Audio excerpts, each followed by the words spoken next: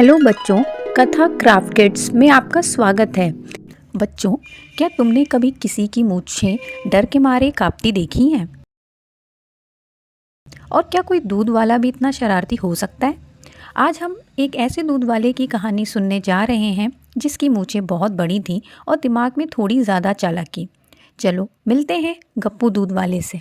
एक छोटे से कस्बे में गप्पू नाम का एक दूध वाला रहता था।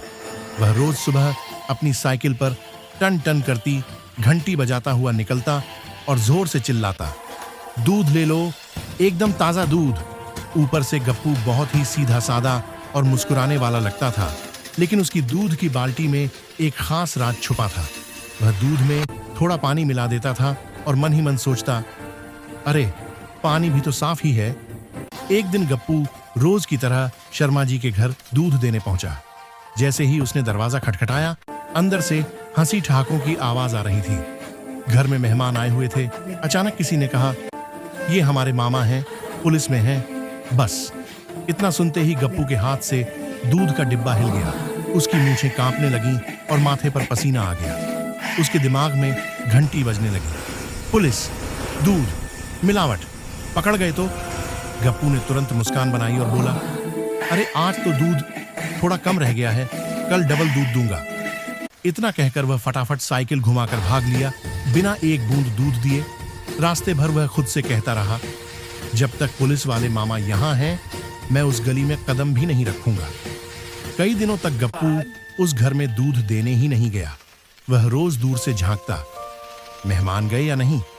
मेहमान गए या नहीं, शायद चले गए होंगे, लेकिन फिर भी सावधानी बरतनी होगी। इधर शर्मा जी सोचने लगे, दूध वाला क्यों नहीं आ रहा? रोज आता है, आज नहीं आया। कुछ दिनों बाद जब मेहमान चले गए, गप्पू खुशी खुशी फिर दूध लेकर पहुंचा। वह सोच रहा था, चलो अब फिर से पानी का कारोबार शुरू।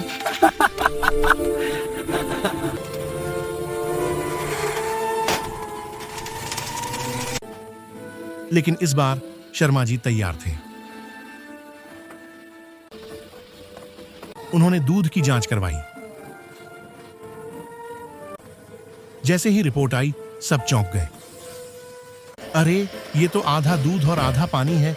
पड़ोसी भी इकट्ठा हो गए और गप्पू की सारी चालाकी पकड़ में आ गई। गप्पू की मूंछें नीचे लटक गईं। उसने सिर खुजाते हुए कहा, गलती हो गई, पानी ज्यादा हो गया। लोगों ने कहा, पानी नहीं, लालच ज्यादा हो गया था।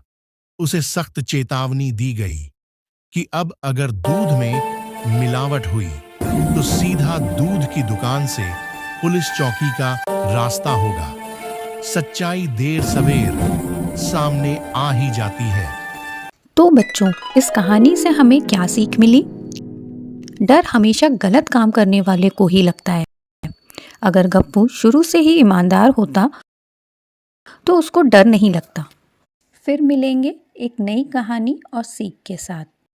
If you enjoyed the video, please like, share and subscribe for more stories. Thanks for watching.